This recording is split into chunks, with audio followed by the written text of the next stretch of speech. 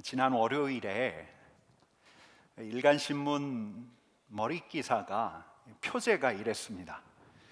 재테크 마이너스 시대였어요. 여러분, 지난해까지만 해도 그래도 수익률이 괜찮았습니다.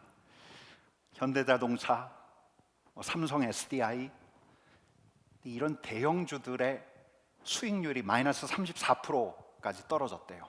여러분, 부동산은 어떻습니까? 너무 잘 압니다. 영끌이라고 했죠. 영혼까지 끌어다가 대출을 땡겨서 아파트를 샀더니 최근 몇 달 새 가격이 계속해서 떨어지고 있습니다.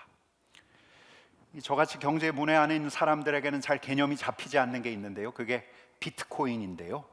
이 비트코인의 수익률도 마이너스 40%라고 합니다. 당분간 주가는 더 떨어질 거라고, 부동산은 더 어려워질 거라고 합니다. 별로 체감을 안 하시네요. 한 트렌드 전문서에서 이제 올해를 예측하면서 올해 트렌드를 머니러쉬라고 꼽았습니다. 여러분, 골드러쉬라는 표현 들어보셨죠? 이 서부 금광 시대 그 금광을 향한 전진, 이걸 골드러쉬라고 했는데 올해를 머니러쉬의 시대라고 꼽았어요. 지출은 늘어날 테고 직장에서 나오는 월급으로는 희망이 잘 안 보이고, 그러니까 머니러쉬를 해서 이 수입의 파이프라인을 더 늘려보자는 거예요. 양투라고 하는데요, 투잡을 뛰든지 아니면 투자를 하든지. 여러분, 이런 소식에 누가 가장 관심이 있을까를 생각해 봐요. 특별히 우리 주님께서 갈릴리와 예루살렘을 오가시는 것이 아니라 대구와 서울을 오가시면서 12제자를 거니시고 다니신다면 주님의 제자들 중에서 이 머니러쉬에 가장 지대한 관심을 가졌을 사람이 누구였을까요? 여러분, 누구라고 생각하세요? 제자들이 먹고 마시는 걸 챙겼던 사람이 아닐까? 어떻게 하면 경비를 아낄까? 이 들어오는 후원금을 어떻게 사용할까? 여러분, 우리 주님의 재정 담당 가룟 유다, 이 가룟 유다야말로 당시 이 유대 땅의 실물 경제를 알았던 사람이 아닐까 하는 추정을 해봅니다. 여러분, 이 가룟 유다가 얼마나 이 예수님 무리의 살림을 잘 살았는지 성경은 정확하게 가르쳐 주지 않습니다.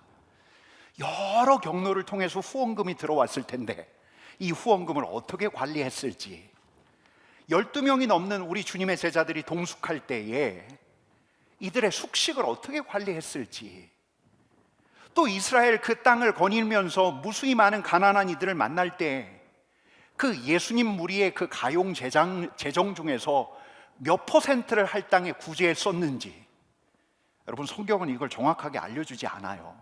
다만 돈과 재물에 대해서 가차없이 일갈하시던 분이 우리 주님이셨어요.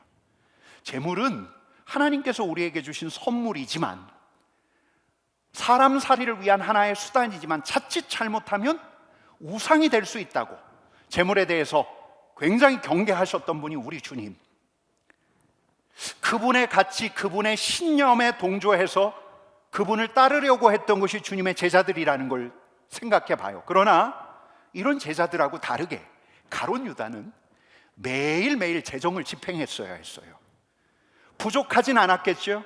그러나 넉넉하지도 않았을 거예요. 이렇게 빠듯한 삶을 살아가면서 굉장히 현실적인 고민을 이어가지 않았었을까, 그런 생각을 해봅니다. 여러분, 근데 어느 날에는 이런 일도 있었어요. 우리 예수님 곁에 있었던 아주 유명한 여인, 나사로의 누이 마리아. 이 마리아가 우리 주님과 함께하는 그 자리에서 지극히 비싼 향유를 부었어요. 아무도 말이 없었겠죠?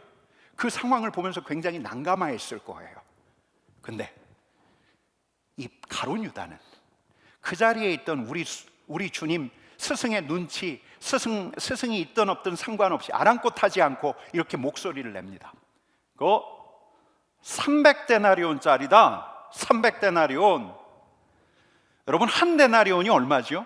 노동자의 하루 품삯이라고 하니까 대략 최저시급 계산하면 우리 식으로는 대략 한 7, 8만 원 되겠죠? 300데나리온이에요. 어마어마한 액수예요. 300데나리온짜리다. 300데나리온 짜리 지금 깨고 있다. 지금 뭐 하는 거야? 여러분, 재정을 맡은 사람으로서는 납득이 안 돼요. 밖에 나갈 때마다 끼니를 때우지 못하는 무수한 무리들이 주님 앞으로 몰려왔을 텐데, 이 재정 담당으로서는 이해가 안 가는 일이에요, 이 일이. 여러분, 만약에 이 가룟 유다가 특별히 이 갈릴리 땅에서 배골고 살던 아주 가난하게 살았던 사람이었다면, 늘 끼니 걱정을 하면서 살았던 가난한 백성이었다면, 여러분, 이 마리아의 행위는 뭐냐면 부자의 허영이에요. 베다니에서 살고 있는 이 부자 나사로, 아주 이름을 날렸던 명성이 있었던 이 나사로와 마리아의 허영이에요. 여러분, 게다가 이 가룟 유다는 열심당원이라는 이야기가 있지요. 가룟이라는 말이 이 지역 이름이기도 하지만 시카리오스가 뭐냐면 암살자예요. 이 말하고도 연결이 있다고 하거든요. 그래서 가룟 유다를 열심당원이 아니었을까, 이런 추정을 해봐요.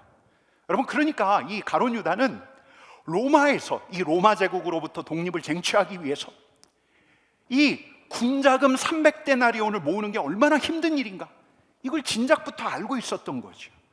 마리아의 행동이 얼마나 눈살 찌푸려졌는지 너무너무 당연해요. 여러분, 그러니까 이 가룟 유다는 돈을 아는 사람이었어요. 재정을 맡았기 때문에 물론 그는 우리 주님의 하나님 나라 운동이 얼마나 기이한 방식으로 이루어지는지 그는 곁에서 지켜봤을 거예요. 우리 주님과 함께 하면서 지갑에 있던, 가지고 있는 것들을 전부 털어서 구제를 일삼고 우리 주님의 사역에 아낌없이 썼는데, 생각지도 않게 채워지는 걸 재정 담당이었기 때문에 너무너무 절절하게 목격했던 사람이에요. 그는 그 제자들 중에서 우리 주님의 재물관대로, 우리 주님께서 가르쳐 주신 대로 재물의 출납이 이루어지고 있다는 것을 누구보다 절절하게 체감했던 사람이에요. 여러분, 우리 주님의 유명한 말씀 있죠? 마태복음 6장 33절 말씀 같이 읽어보겠습니다. 같이 읽을게요. 너희는 먼저 그의 나라와 그의 의를 구하라.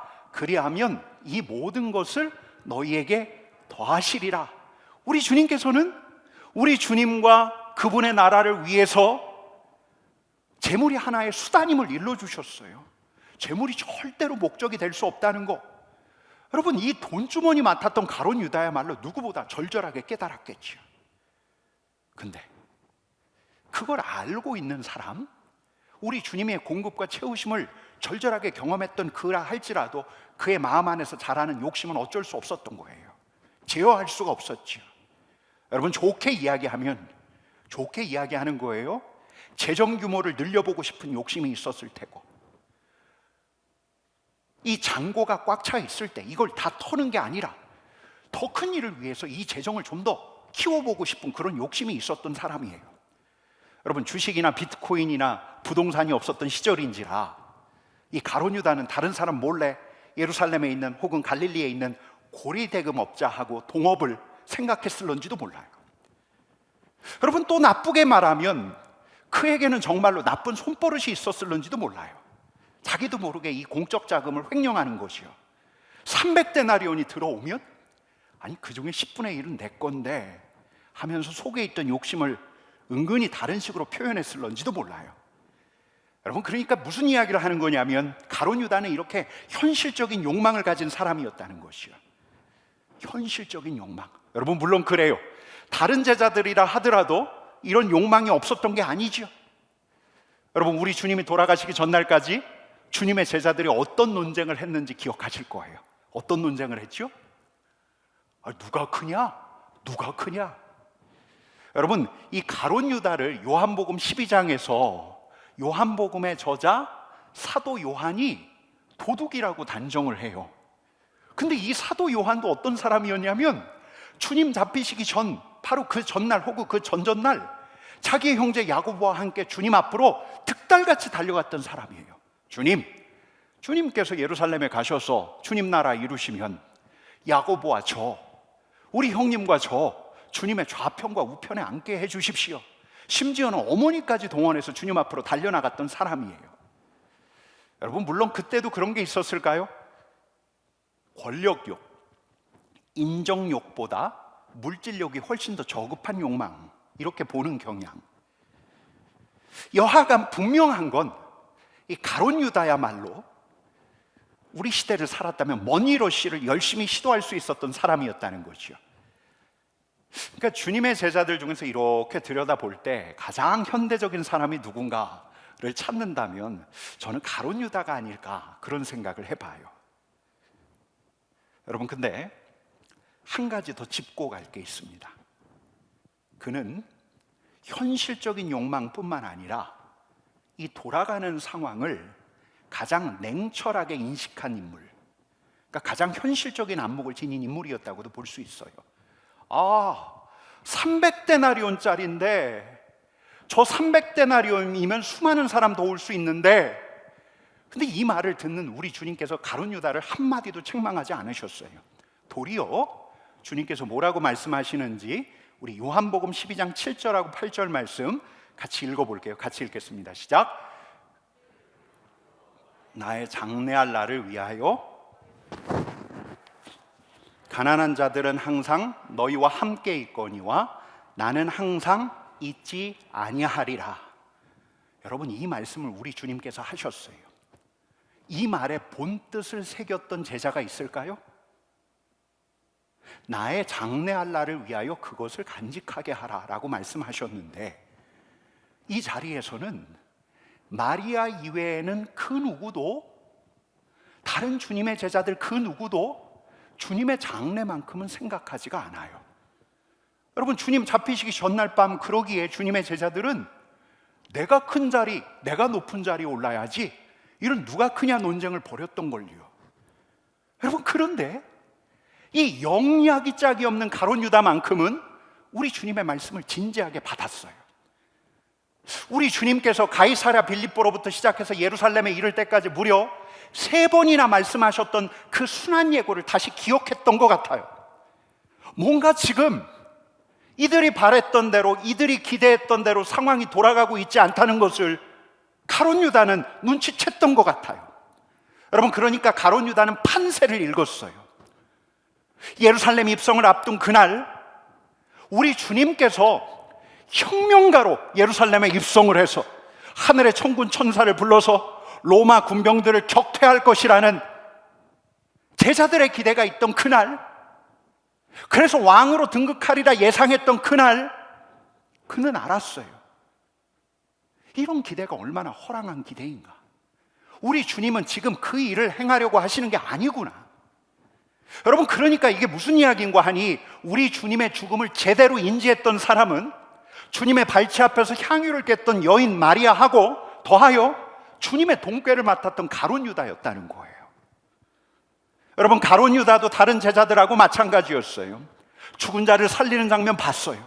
우리 주님께서 바람과 풍랑을 잠잠하게 가라앉히는 놀라운 하나님의 권능자인 걸 봤어요. 그랬기 때문에 제자들은 기대했어요. 비록 우리가 적은 무리에 불과하지만 하늘의 권능을 가지고 계신 우리 주님께서 예루살렘에 입성하면 생각지도 못했던 일이 일어나 우리 하나님께서 왕위에 등극하게, 예수님을 왕위에 등극하게 하실 것을 제자들은 기대했던 거예요. 근데 가룟 유다는 알았어요. 이런 일이 일어나지 않는다. 제자들의 기대, 이건 허무맹랑한 기대다. 여러분, 그래서 그는 결단을 해야 했어요. 어떤 결단? 주님을 따를 것인가? 아니면 주님은 버릴 것인가? 우리 주님께서 말씀하신 대로 예루살렘에 가면 죽을 게 분명한데, 죽은 이후에 무언가를 더 생각하는 게 사람으로서는 할 수 없는 일인데, 그러니 주님을 따를 것인가? 아니면 주님을 버릴 것인가? 따를 것인가? 버릴 것인가? 같이 죽으러 갈 것인가? 아니면 살기 위해서 결단을 할 것인가? 여러분, 잡히시기 전날 밤에 우리 주님께서는 제자들 앞에서 굉장히 뜻모를 이야기를 하셨어요. 알아들을 수 없는 말이었어요. 그게 무슨 이야기인가 하니 요한복음 13장 10절 말씀인데 우리 같이 읽어보겠습니다. 같이 읽을게요. 여러분, 우리 주님께서 누가 크냐 하면서 논쟁하는 제자들을 놓고서 호통치지 않았어요. 아니, 누군들 높아지고 싶지 않았겠어요. 가급적이면 더 높은 자리에 앉기를, 가까이서 주님을 보필하고 싶은 마음이 제자들 안에 있었던 거죠. 그 높아지려고 하는 그 마음 자체가 이들을 더럽히는 게 아니었어요. 주님과 함께하기로 마음먹고 여기까지 따라왔던 제자들, 그 제자들을 보시면서 우리 주님께서 뭐라 말씀하시냐면 너희가 깨끗하다. 우리 주님께서 제자들의 발을 씻어주시면서 이렇게 말씀하시는 거예요. 너희가 깨끗하다. 너희가 깨끗하다. 근데 우리 주님께서 이런 말씀을 덧붙이셔요. 너희가 다 깨끗한데 다는 아니다. 다는 아니다. 여러분, 누구를 겨냥한 말이죠?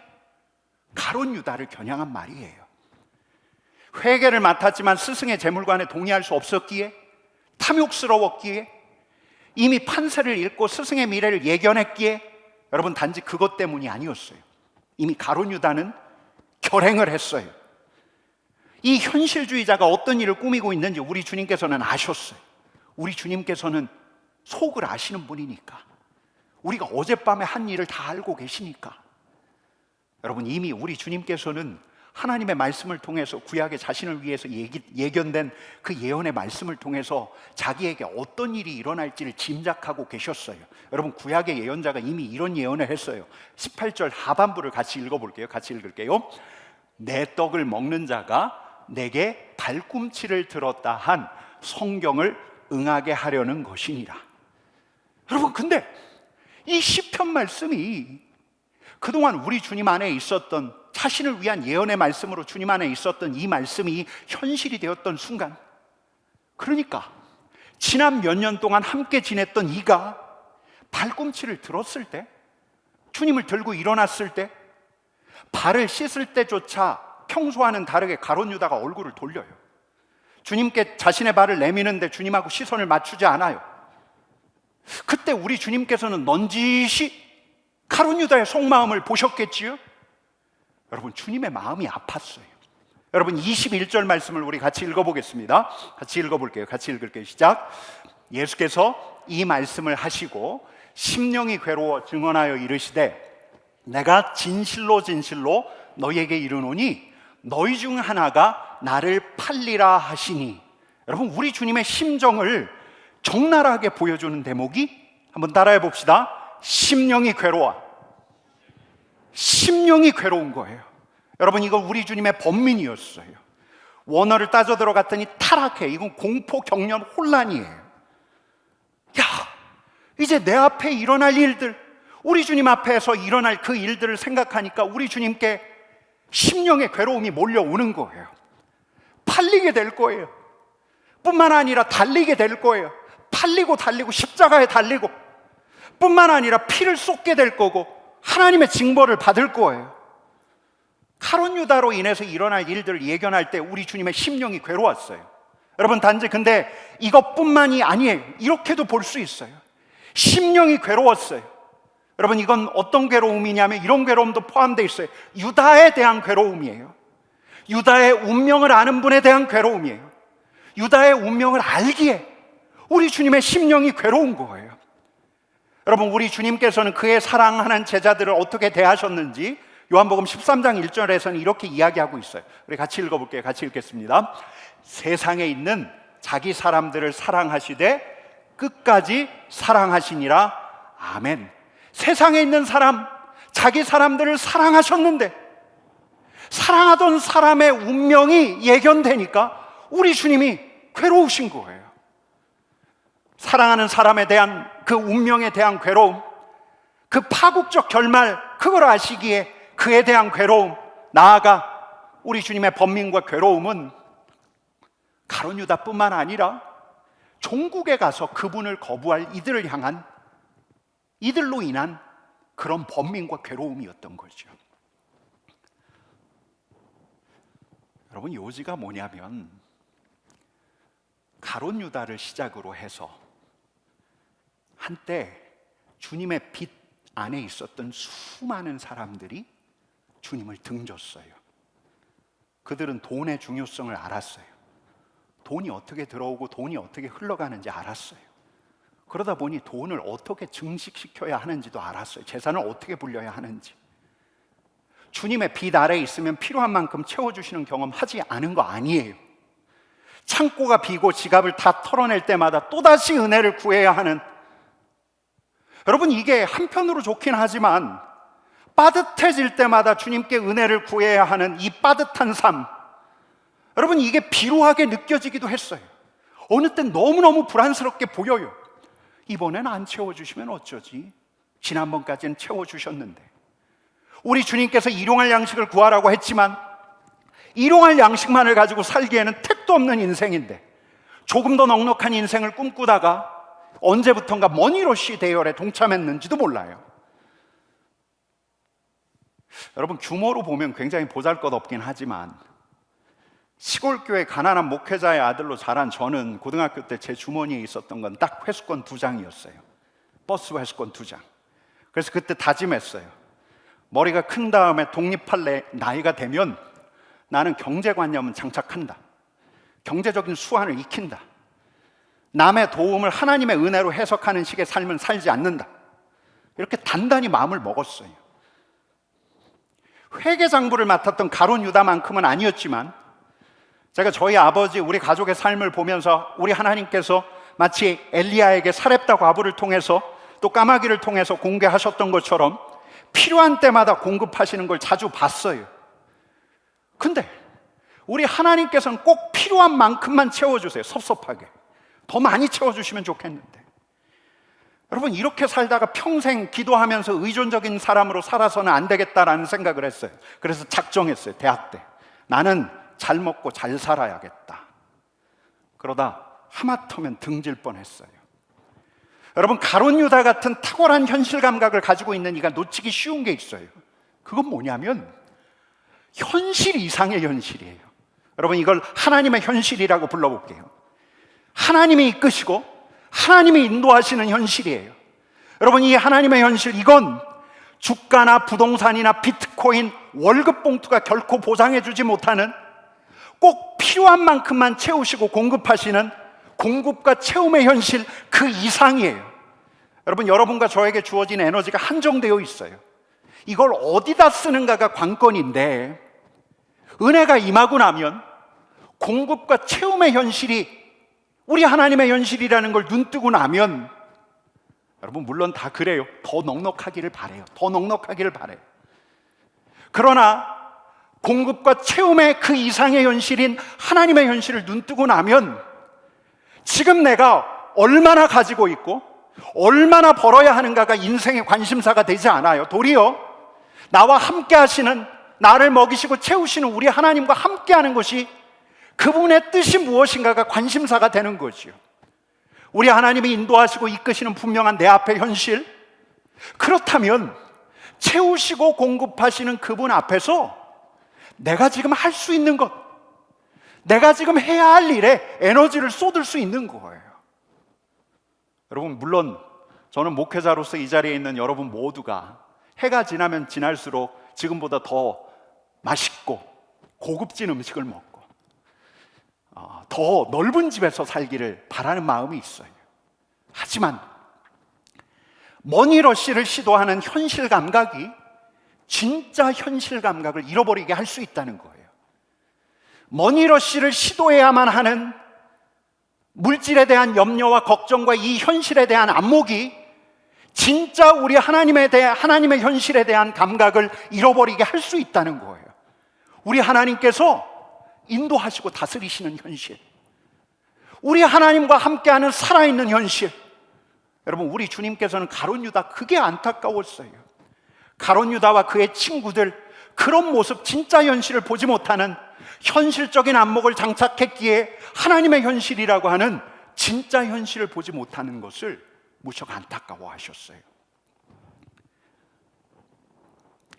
여러분, 근데 두 번째로 우리 하나님께서 더 괴로우셨던 것은, 우리 주님께서 더 심령이 괴로우셨던 것은, 가룟 유다를 시작으로 한때 우리 주님의 빛 안에 있던 그 무수한 사람들이 주님을 등짐으로써 우리 주님의 사랑의 능력과 부활의 능력을 경험하지 못한다는 것이 우리 주님의 큰 번민거리였을 거예요. 여러분, 요한복음 13장 아까 1절 말씀 읽었는데 한 번만 더 읽어볼게요. 같이 읽어보겠습니다. 시작. 세상에 있는 자기 사람들을 사랑하시되 끝까지 사랑하시니라. 여러분, 이 말씀 하신 다음에 우리 주님께서 뭐 하시죠? 발 닦아주세요. 우리 주님께서 종처럼 낮아지셔서 제자들 발을 닦아주시는 주님의 놀라운 사랑이 그 뒤에 기록되어 있어요. 근데 여러분들에게 한번 물어볼게요. 우리 주님의 제자들이 주님이 날 정말 사랑하셨네, 나를 정말 사랑하셨네, 절절하게 고백했던 순간이 언제였을까요? 나중에 세족식의 순간을 떠올렸을까요? 그 끝까지 이른 사랑, 극진한 사랑이에요. 여러분, 이 극진한 사랑을 제자들이 소개할 때 그들은 세족식을 들지 않았어요. 뭘 들었지요? 십자가의 사랑이에요. 대속의 사랑이에요. 자기 내어줌의 사랑이고 하나님께로 난 그 길을 열어준 사랑이에요. 아버지의 영광에 이르게 한 사랑이에요. 제자들로 하여금 영원한 생명에 이르게 한 바로 그 십자가의 사랑이에요. 여러분, 제자들이 성령 받고 난 다음에 절절하게 깨달은 게 뭐냐면 예수 그리스도의 십자가예요. 예수 그리스도의 십자가에 나타난 사랑이에요. 그들에게 구원과 영생을 열어놓은 하나님의 다스림 안으로 들어가게 하는 십자가의 능력이에요. 여러분, 그동안 주님의 제자들이 그분 따라다니면서 수없이 주님의 기적을 봤다 하더라도, 위대한 주님의 놀라운 가르침에 깜빡 넘어갈 뻔했다 하더라도, 영원까지 이르는 새로운 인생을 튼 게 십자가인데, 이 자기 내어줌의 십자가를 절절히 경험하지 않은 이상, 그 진짜 사랑의 능력을 경험하지 않은 이상, 그들이 부활의 첫 열매 되신 우리 주님처럼 부활할 거라는 확신이 없었던 이상, 없었다면, 사랑과 생명의 영이신 성령을 경험하지 않았다면, 여러분, 제자들은 우리 주님 사후에 그분에게 자신을 걸 수가 없었어요. 십자가의 능력과 부활의 사랑, 십자가의 사랑과 부활의 능력을 경험하지 못했다면 제자들 그 누구도 우리 주님께 자신을 걸지 못했을 거예요. 사랑의 능력과 부활의 능력, 이걸 경험해야만 자신을 주님께 던질 수 있는 거예요. 여러분, 가룟 유다를 비롯해서 우리 주님의 빛 안에 있던 수많은 사람들이 주님을 등졌어요. 현실적인 안목 때문이에요?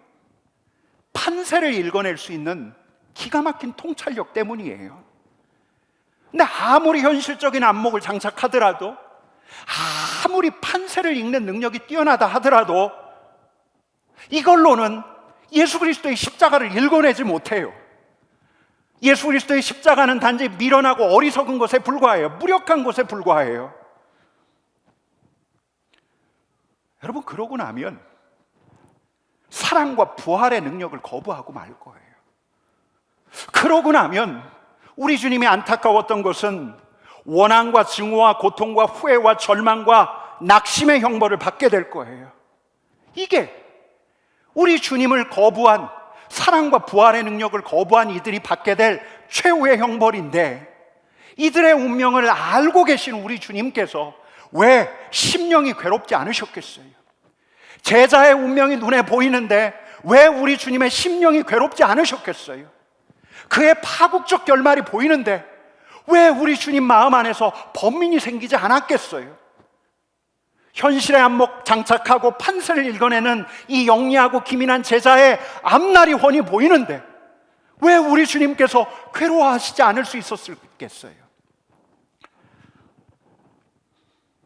여러분, 제가 며칠 전에 성전 헌당식 때 오셨던 우리 교회 파송 선교사님 기억하셔요? 예, 서정훈 목사님, 서정훈 교수님이 보내준 논문이 있었어요. 그 논문집인데 그게 인도네시아 선교와 관련된 논문집이었어요. 그 논문집을 저에게 보내주신 이유는 인도네시아 선교가 삼덕교회로부터 시작됐다는 걸 일러주시기 위해서. 아주 감동적으로 읽었는데 그 뒤에 또 다른 서정훈 선교사님 말고 서성민 선교사님이라는 분의 이야기가 나오는데 굉장히 인상적이더라고요. 이분이 교회 부목사로 한창 사역을 하다가 하루는 장로의 신학대학교에 가서 자기 은사님이었던 서정훈 목사님을 배웠대요. 그랬더니 그날 서정훈 목사님이, 이 서정훈 교수님이 서성민 목사님에게 대뜸 이렇게 말씀하시더래요. 서 목사, 인도네시아 선교사로 가라. 그냥 누구는 농담처럼 듣고 나오면 끝나요. 근데 이 서 목사님에게는 이 말이 청천벽력 같은 말씀으로 들리더래요. 집으로 돌아와서 사모님하고 이야기를 했어요. 그리고 다음날 새벽 예배를 인도하고 기도를 하려고 하는데 한 10분쯤 기도했을 때 마음에 이런 생각이 번쩍 들더래요. 하나님이 가라고 명령하시면 예라고 대답하면 되지 뭘 또 기도하려고 그래? 그래서 목사님이 이렇게 기도했대요. 주님, 제가 주님 뜻은 잘 모르지만 우선 예라고 순종할게요. 주님 뜻이라면 길을 열어주시고 주님 뜻이 아니라면 길을 막아주셔요. 목사님이 이제 집으로 돌아오자마자 이제 어제 그 얘기를 사모님한테 한 거예요. 사모님을 불러다 놓고 우리 인도네시아 가자라고 말했대요. 그랬더니 사모님이 이 서 목사님께 한 번도 들려주지 않았던 이야기를 하는 거예요. 사실 나 대학 때 선교사로 서원했었어. 그러고 나서 바로 이 서정훈 교수님께 전화를 드렸대요. 현실 감각이라곤 조금도 없어요. 교회의 판세도 못 읽었어요. 이때가 1986년, 87년이에요. 한창 한국교회 성장기를 경험하는 한국교회 판세를 이분은 읽지 못했어요. 가론 유다하고는 천양지차예요. 여러분, 제가 그분 다룬 논문을 끝까지 다 읽었어요. 논문 자체가 너무 감동적이었어요. 서 목사님은 현실 감각을 잃었지만 새로운 현실 감각, 하나님의 현실을 보는 새로운 현실 감각에 눈 떴어요. 2017년에 돌아가셨어요. 십자가의 사랑과 부활의 능력을 경험하면서 그의 일생 우리 하나님께 드렸다는 아주 감동적인 논문이었어요. 여러분, 저와 여러분에게 필요한 것은 다른 사람들처럼 머니러시에 동참해야 한다는 현실 감각이 아니에요. 내 이익과 장래를 위해서 판세를 잘 읽어내고 결단하는 능력이 아니에요. 끝까지 우리를 사랑하시는 우리 주님의 사랑을 등지지 않는 거예요. 그분 앞에서 얼굴을 돌리지 않는 거예요. 언제까지? 그분의 십자가의 능력, 부활의 능력을 경험할 때까지. 언제까지? 하나님의 선하심, 하나님의 인도하심이 있는 하나님의 다스림의 새로운 현실에 대해서 눈 뜰 때까지. 언제까지? 주님 앞에 설 때까지. 여러분, 우리에게 필요한 건 머니러시가 아니라 지저스 러시예요. 한번 따라해 볼까요? 지저스 러시. 지저스 러시. 이렇게도 이야기할 수 있겠죠. 킹덤 러시. 하나님 나라 러시. 크로스 러시. 십자가로 달려가는 돌진.